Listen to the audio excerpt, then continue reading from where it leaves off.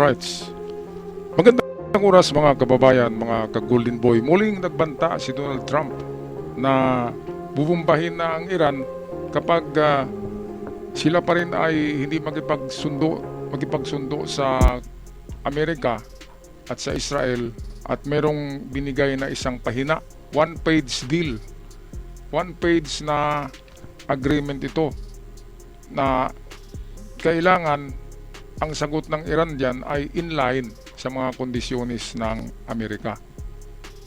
At number one kondisyon dyan ay wag nang magtangkang gumawa ng nuclear missiles ang Iran. Kaya ito'y panghuli na to na deal ni Trump. Isang pahina lang, di ba? Noong una, 10 pahina yun. Ay siyempre, mahirapan sa pagbasa diyan yung mga gunggong dyan na opisyalis ng IRGC. Mahirapan sa pag-intindi ng word for word. Kaya ginawa ni Trump isang pahina na lang at napakakunti na lang talaga ng kondisyon na hiningi ni Trump. Ngayon, may sagot diyan ng Iran na gusto na nilang magipagsundo eh. Kunti na lang talaga magipagsundo ng Iran. Sabi nila, ano na sila ng kanilang sinyalis, nagbibigay na sila ay magipagsundo. Ngayon nagsabi si Trump dahil sa mga napakasinungaling nitong mga Iranian na to. Sabi ni Trump, "Oy, kayong mga gunggong diyan, kapag pinatagal-tagal niyo ito at muli kayong tatalikod sa ating pinagkasunduan, ay talagang bumbahin ko na kayo ng mas malakas." Kaya meron tayong mga narinig na mga fake news na binumba daw yung ng US, yung mga oil facilities ng Iran. Tiningnan ko sa mga legit channel, wala naman Yung nagpalabas lang nun ay para gagawa sila ng malaking views, di ba? Kaya lang mga fake news Wala pa, hindi pa nang bubumba ang Amerika ngayon. Merong nangyari na pagbubumba yung tungkol sa hinijack ng Iran ng mga barko at gumanti ang Amerika. Ganun lang yun, pero hindi nang bubumba ang Amerika. Hindi pa. Kaya ito na ating pakinggan ang banta mismo ni Donald Trump sa IRGC ng Iran, ang Ayatollah regime. Yun yung IRGC. Ito'y balita hatid sa atin ng UNTV. Atin pakinggan. Nagbanta si US President Donald Trump ng mas matinding pagbomba laban sa Iran kung hindi ito papayag sa isang kasunduan para tapusin ang digmaan sa Gulf region. Ayon kay Trump, posibleng tuldukan ang digmaan at buksan muli ang Strait of Hormuz kung pipiliin ng Iran na makipagkasundo. Ngunit babala ng Pangulo, kung hindi papayag ang Iran, posibleng magbalik ang mga pag-atake sa mas mataas na antas. Ito ay sa kabila ng formal na pagtatapos ng Operation Epic Fury. Kung magtaka tayo mga kababayan, bakit hindi na nang bubomba si Trump? Dahil tinapos na nila yung Epic Fury. Tapos na yung pangalawang programa ni Trump, yung Project Freedom. Yun yung pag-escort ng mga container ships, oil tankers, labas at pasok sa Strait of Hormuz. Ngayon, dahil sa wala pa ring response ang Iran tungkol sa mga kondisyonis ni Trump na susurrender sila at iwanan yung ambisyon ng nuclear, ay ito na, gumawa si Trump ng isang pahina lang na kondisyon.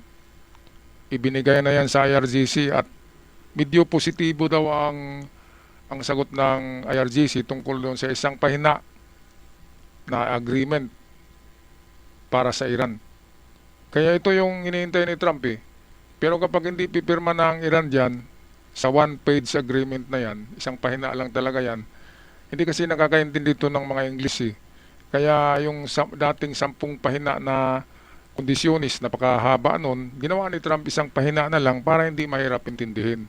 Nitong mga gunggong na IRGC na ito, mga sinungaling, hindi lang sinungaling, talagang liar to the bones Kaya huling ultimatum na ito ni Trump, kapag tatalikod sila sa agreement na ito, sa peace talks na ito, ay i-resume niyang pagbubumba ng mas malakas at mas mabilis para tapusin na ang giyera. Kasi hindi pwedeng magipag-gira diyan si Trump habang buhay. Iwanan ni Trump ang IRGC, ang Iran, na pilay na. Tsaka atakihin niya ng UAE, ng Saudi Arabia, atakihin siya ng mga tauhan ni Reza Pahlavi, atakihin siya diyan ng yung mga na-disperse na mga tribal minorities, di ba? Maraming atake diyan eh. Yung grupo ng mga protestors na pinagpapatay ng IRGC. Yung mga kasamahan noon gaganti yun. Kaya ito lang ang gawin ni Trump, pahinain niya talaga ang military ng IRGC. At kapag iniwan niya na mahinang-mahina na yan, tatapusin na yan mismo ng mga Iranians dyan na peace-loving na nasa loob ng Iran, ng Gulf State, ng Arab State, tatapusin ng Iran na yan sa pangpipirata nila sa Hormuz at pangbubuli nila sa UAE at Saudi Arabia, Qatar, Bahrain at iba pang bansa sa Gulf State. Kaya sila na yung tatapos sa tingin ko sa Iran, hindi na si Donald Trump. Ang kay Donald Trump parang clearing lang, clearing, di ba? Tinanggal yung malakas na mga layers ng IRGC, tinanggal yung capabilities ng military, at kapag manipis na yung naiwan, ayun na yung panahon ng revolusyon diyan sa loob ng Iran mismo. Okay, patuloy tayo sa UNTV. Ayon kay U.S. Secretary of State Marco Rubio, natupad na ng operasyon. Ayon kay U.S. Secretary of Tama. State Marco Rubio, natupad na ng operasyon ang mga layunin nito. The operation Epic Fury is concluded. We achieved the objectives of that operation. I'm not going to, we're not cheering for an additional situation to occur. Paliwanag ni Rubio, tapos na ang offensive stage ng digmaan at mas nakatuon Ayan, na ang napakagaling United States talaga na ng diplomasya strategy ng at US, no? pagbubukas muli ng Strait Bumbahin of niya muna Hormuz. para humina, no? Yung matapang na mga mabangis na IRGC ay humina na ngayon na parang mga bulati na lang. Dati mga sila parang cobra, no? Nanunuklaw. Ngayon bulati na lang sila na gumaganon-ganon. Bulati na lang eh. Bulati o kaya worm ng worm sa tiyan ng manok, di ba? Mga kababayan, bulati na lang eh. Galing ng King Cobra noon, King Cobra ang IRGC, ang Ayatollah ngayon, bulati na lang. At iiwanan niyang US yan na bulati, tutukain niya ng mga manok, na mga bulati yan. At ang mga manok na yan na sinasabi ko ay yung mga kalaban mismo ng IRGC diyan sa loob ng Iran. Mismo, yung mga tao diyan na pinagbabaril nila. Gaganti yun, mga kababayan. At itong Gulf State, UAE, Saudi, Bahrain, Qatar, gaganti rin yan. Dahil pinagbubumba yan eh. Noon, hindi yan kumilos yung mga bansa na yan dahil takot sila sa Iran. Dahil napaka-powerful ng armas ng Iran noon. Mga ballistic missiles. Ngayon, alam nila na kukunti na lang ang missiles ng Iran at sila ay mas marami. Mas maraming missiles at eroplano ngayon ang Bahrain, ang UAE at Saudi at pati na Qatar. Kaya pwede nilang pagtulong-tulungan yan eh. Pulbos na pulbos yung Iran na yan. At gusto kong makitang bibitayin yung mga opisyalis dyan para wala nang magtangkang muling bubuhayin yung Ayatollah regime na yan.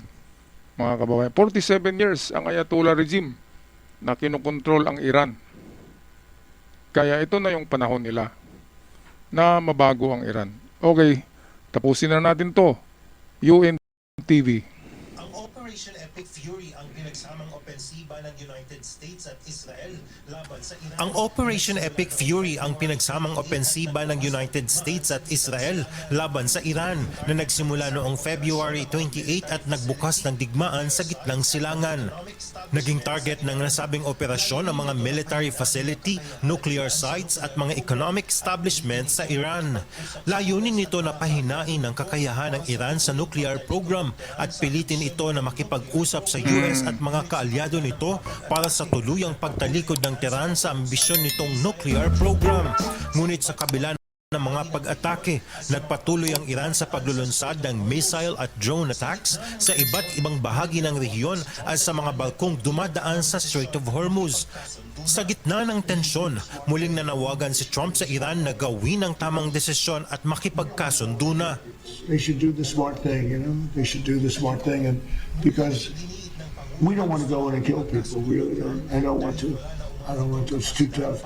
Muli ring iginiit ng Pangulo na gusto nang makipagkasundo ng Iran dahil wala na umano itong kapasidad para ipagpatuloy ang digmaan. Iran wants to make a deal. What I don't like about Iran is they'll talk to me with such great respect, and then they'll go on television, they'll say, we did not speak to the president. We did not. I just spoke to, we did not Ayun, speak to ayun, the yun president. mga kababayan. Yun nga, So, kapag they play games. nakipag-deal Let me yung just sila tell you, Abbas they wanna Araghchi make a deal.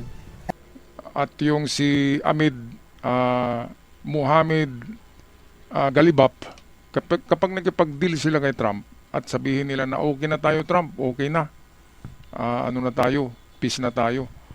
Itong ibang general diyan ng IRGC hindi naniniwala dahil nga kanya-kanya sila ng ano diyan ng tinatawag na governance.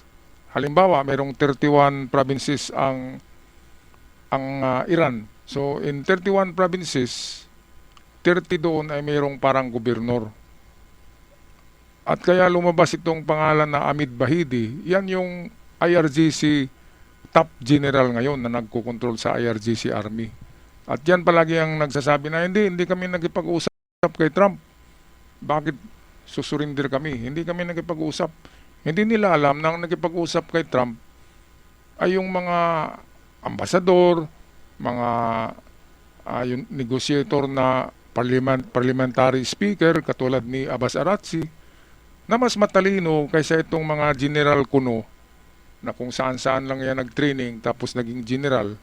Yung Amid Bahidi na yan ay nasa crosshair na yan ng Israel. Kapag nag-resume itong pambubumba, sigurado ako unahin nila yung si Amid Bahidi kasi siya ngayon ang pinuno ng IRGC. Okay, kaya make a wise decision, sabi ni Trump. Kayo dyan sa Iran, sabi ni Trump, walang magkipag-usap sa akin dahil walang leader dyan. At walang gustong maging leader ng Iran dahil bubumbahin ng Israel, mamamatay, malagay sa murals yung pangalan. Di ba? Kaya wala Walang makipag-negotiate kay Trump, kundi yung mga matataas na ranggo ng gobyerno sa Iran, pero hindi pinapakinggan ng IRGC Army. Dahil ang sinusunod ng IRGC Army ay yung general ng pangalan ay Amid Bahidi. Kaya sabi ni Trump, they just playing games. Kaya ito na, nagbigay si Trump ng ultimatum. Kapag tatalikod sila sa one piece page, merong binigay si Trump na isang pahina lang na agreement, madali lang intindihin dahil isang pahina lang.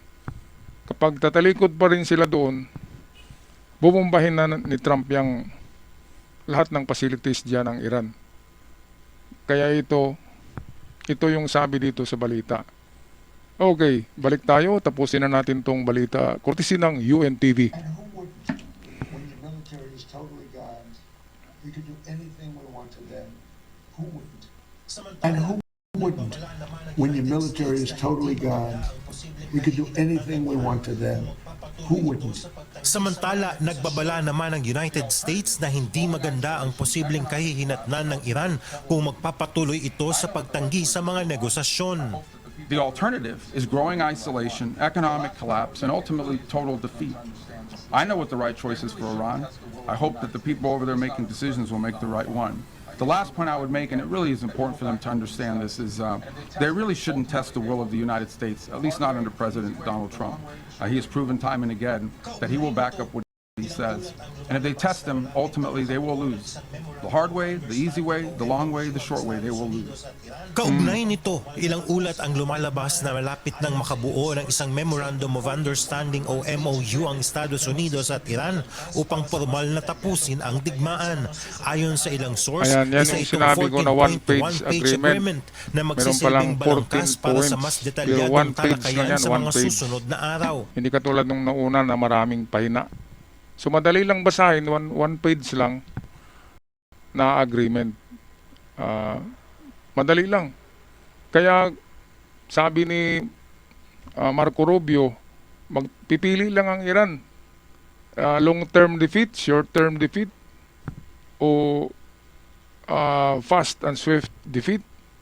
Lahat ng defeat Walang ibang opsyon ng Iran kundi defeat sa ngayon. Dahil babagsak ang kanilang ekonomiya kung lalong patatagalin ni Trump ang blockade, wala na talaga silang maibenta na langis, diyan sila kumukuha ng pera. Imagine niyo $500 million a day ang kita ng Iran kapag nakapagpalabas sila ng mga langis. Kaya ngayon, zero income sila, babagsak ang ekonomiya at kapag babalik yan, matagal pa. Siguro 10 taon pa bago babalik ang kanilang ekonomiya. So bagsak talaga ang ekonomiya. Kung lalong tatagal, mamulubi talaga ang Iran. Of course, maapektuhan ang mamamayan dyan. Kahit hindi supporters ng IRGC, maapektuhan lahat dyan. Kaya dapat itong IRGC, titingin sila sa kapakanan ng mga tao, hindi yung kapakanan ng sarili nila. Yun ang tinitingnan nila na hindi sila susurinder, kasi kung susurinder sila, bibitayin sila nitong mga protestors.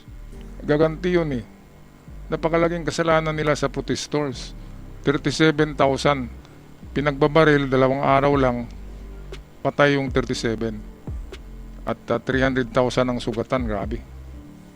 Grabe na masakir yun. Meron bang imik ang Pope Leo ng Vatican? Meron ba siyang sinabi doon sa 37,000 na pinatay ng Ayatollah regime? Walang sinabi ang Pope na yun.